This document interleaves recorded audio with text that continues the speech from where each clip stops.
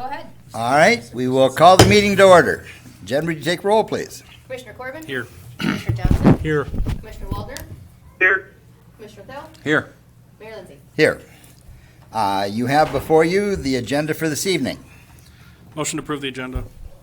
Second. We have a motion and a second. All those in favor signify by saying aye. Aye. Aye. Those opposed, same sign. Motion carries. Under appearances, acknowledgements, Mr. Thill, you had something you wanted to mention. Yeah, we lost a commissioner a few years ago, Don Himmelman. He was commissioner from 1973 to 78. I'd like to see the commission take a moment of silence for him.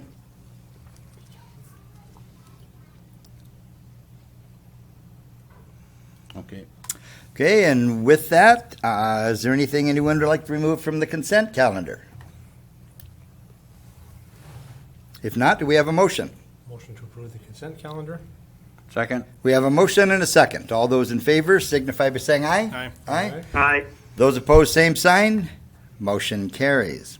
Seeing no old business, under new business, authorize the mayor to sign addendum number 1, State of South Dakota Wildland Fire Division Cooperative Fire Suppression. Randy, did you want to speak to that? I can, yes. If you guys remember, late this summer, maybe early this fall, we had to renew our wildland agreement with the state. In the past 3-4 months, they've hired a new business manager. And anyway, she reviewed the wildland agreement, and she found a couple typos and just changed a couple words. Being she found that, she had to send an addendum out to us. We have to get you guys' approval on the changes. And this is basically on the addendum, not the, to it, right? Yes, correct. There's about 8-10 different items. Very few of it even pertains to us.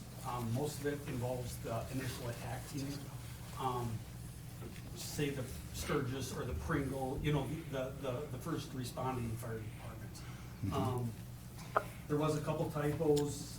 One of them was, when it comes to insurance on our trucks, our deductible in the initial agreement was stated it was at $5,000.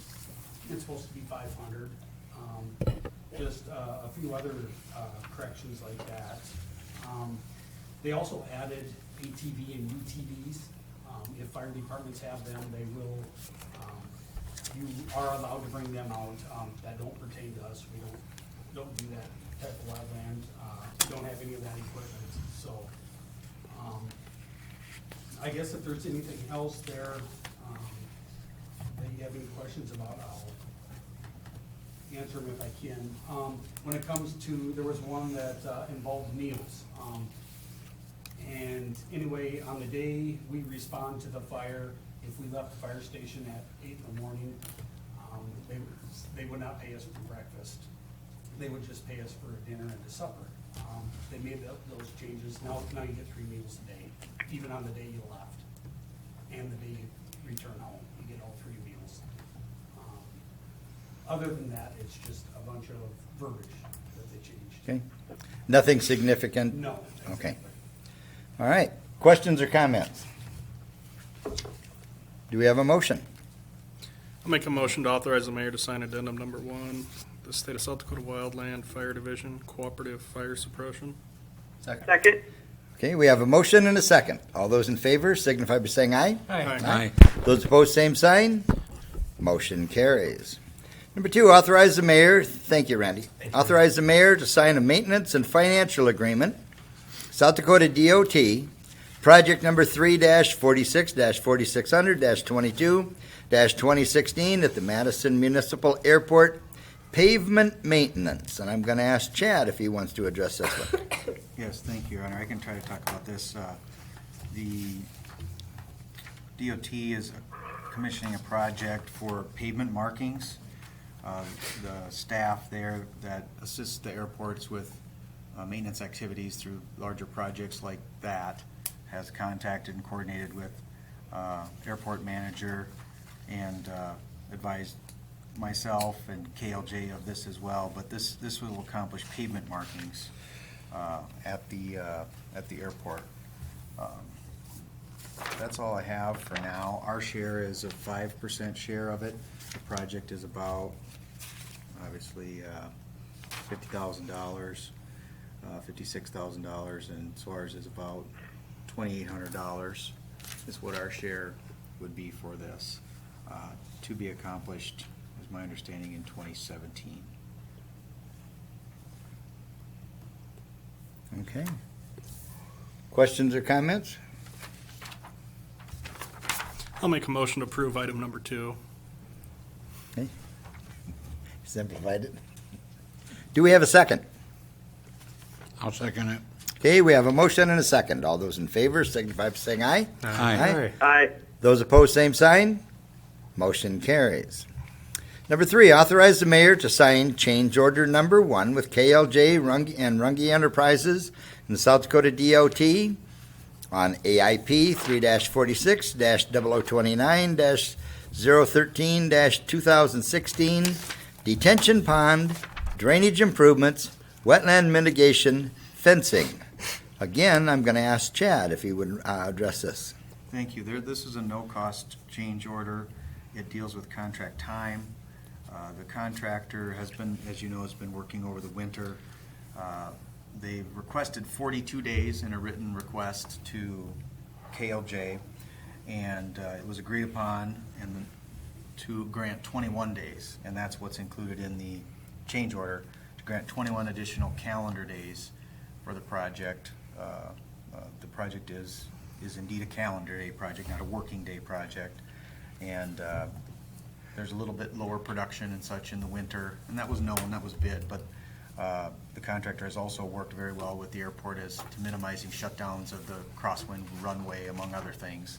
And so for those reasons, among others, the airport board reviewed this and recommended approval of this, and I also don't see any reason not to approve this. They believe this should get them close to being able to complete without liquidated damages, but that's not necessarily the bar that we determine this at. It's basically what's reasonable and fair in granting days, and this is one of them. The only other thing that's noted in the change order is we want to make sure that we can still get this planted to alfalfa this year, and the desired date is April. the 15th, 10th, between the 10th and the 15th, and so that's specifically called out in here, so that even despite this extension, we want to retain that day of no later than the April 10th, I well, we believe it did put is, in the isn't it? 10th in here, so that's the crux of it. Hey, questions or comments? Seeing none, do we have a motion?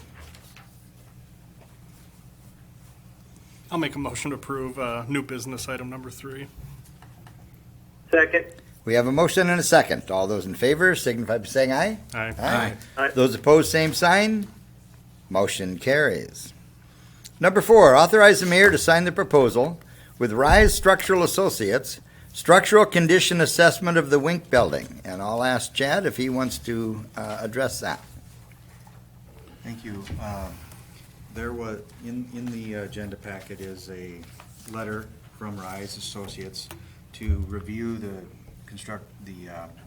structural integrity of the Wink structure that the city owns. There's some work that needs to be done in the structure prior to what I understand will be the eventual demolition of the building. And the work would be some of the environmental remediation, asbestos. Asbestos and then removal. also some hazardous chemicals that were identified in some previous reports as well.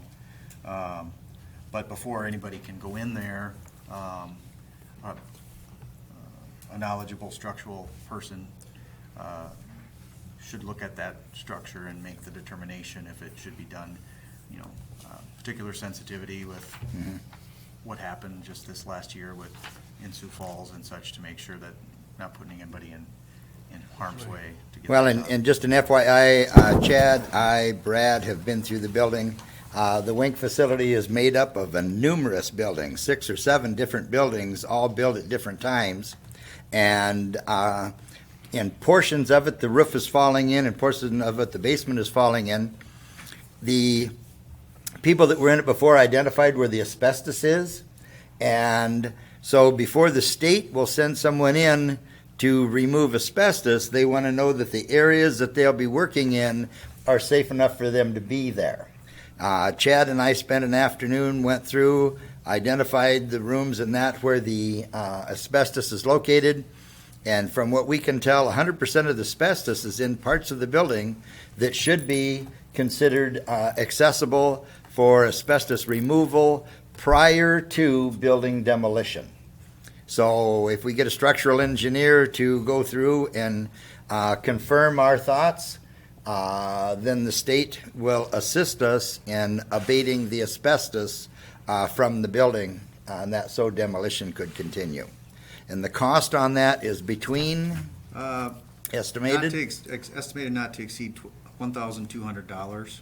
okay? 1,200, they'll plan to come up, and the other thing, they'll provide a written report, which is important for liability purposes. For insurance purposes. And also, we'll give any guidance, should there be any need for any shoring or temporary supports for any areas that are questionable as well. So, yes. Questions or comments? So any ballpark guess how much money we're gonna spend on this building? We got to get started. And nature is taking it down. Right. So, but the biggest hurdle is getting the asbestos out. And so that's why we went through and identified when they went through which of the rooms in that it were in and which, and in the parts of the building. But before they'll send a team in there to do that, they need a structural engineer to say that those areas are safe enough to be in to remove that asbestos. So we need this so we can get an assessment on what it's gonna cost to get rid of the asbestos? They already have, the state already has a bid on doing it. And Chad has been working with them on that. But before they will move forward on it and send a team in, they need the structural analysis, and that becomes our expense. And that's It's like- 1,000, That's the 1,200, 1,200, it's 1,200. limited to a certain part. We're pretty confident it's limited to a certain part of the building. There's about 5 different rooms where it's been identified through. There's already been a report done back prior to the city owning it as to an asbestos assessment, basically, that identified these areas. So you're saying, I'm sorry, go ahead. No, go ahead. 5 different rooms with asbestos. Correct. Yes. Structural integrity, where they can work, is that limited to one area? We're concerned then?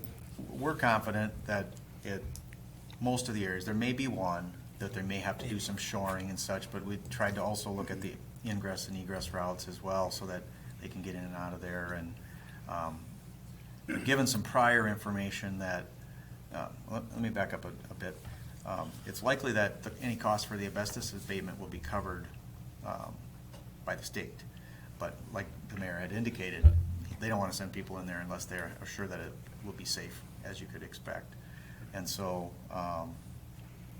that's why they look to us to get this clearance so they can enter into the structure. Otherwise, the alternative is if we can't get the clearance or provide the shoring, it becomes a much more costly process where you have to monitor the asbestos during demolition, and you may have to send whole truckloads of material that may have just a small part of asbestos in it all the way to an acceptable receiving landfill site, which would be much more expensive than going to our site with clean material, if you will. So.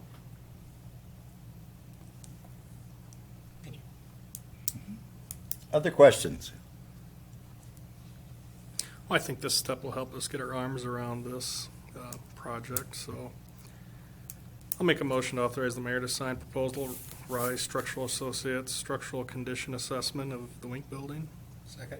We have a motion and a second. All those in favor signify by saying aye. Aye. Aye. Aye. Those opposed, same sign. Motion carries. Resolution number 2017-1, establish rebates for qualifying energy efficient devices. And after I got my tongue twisted around here, I'm going to ask Brad to take over on this one. Thank you, Your Honor. As in the past, we established by ordinance that we would establish the rates for the rebates by resolution annually. And so this is the annual resolution to establish the rates so that it's documented how we are gonna take the public's money and give it to private enterprise and private people. And that's what the purpose of this is, so that these are all spelled out, so everybody can see it on the resolution, and I'm here to answer any questions if you have any right now. But this is a process that we go through every year to establish the rates for the program. And the only thing I see that might be confusing when you look at it, Energy Star LED lighting, it's got two numbers down there. And the reason for that is one is for a regular screw-in bulb, and the other one is for like a PAR 38 for like a can light. So the bigger bulbs get a little more rebates. I think it's nice we have this program. It's been relatively successful the last few years, so. And by making it an annual resolution, we can get it in front of people, so that's nice. There's a nice story in the paper the other day. Thanks, Chuck. I'll make a motion to approve Resolution 2017-1, establish rebates for qualifying energy-efficient devices. Second. We have a motion and a second. All those in favor signify by saying aye. Aye. Aye. Those opposed, same sign. Motion carries. Under number 6, approve the 2017 employee salaries and wages. I'll ask Jen if she wants to address this one. Only in that, according to SDCL 6110, complete list of the salaries for the officers, employees of the municipality must be within the minutes at the first meeting of the fiscal year or 30 days thereafter. So I drug my feet on this a little bit, hoping we would come to terms with the IBEW union. That hasn't happened yet. We remain at an impasse. So just FYI, the salaries in here for any IBE eligible employee is still at the 2016 rate. Questions? I'll make a motion to approve 2017 employee salaries, wages. Second. We have a motion and a second. All those in favor signify by saying aye. Aye. Aye. Those opposed, same sign. Motion carries. Under announcements, notice of vacancy. 2 commissioners, petition circulation and filing can begin when? I'll ask Jen to update the commission on that and the public. Yes. Two commission seats open this year for our April election, though that of Commissioner Corbin and Commissioner Johnson. Friday's the day. Circulation of nominating petitions may begin this Friday, January 27th. They are due back to the finance office by 5 p.m. on February 24th. All will be posted on the website, available on Friday morning or available at the finance office. Contact me with questions. Okay. Questions or comments? Okay. And at this point, our counsel isn't here, but I'll make a motion in that we go into executive session as soon as he arrives.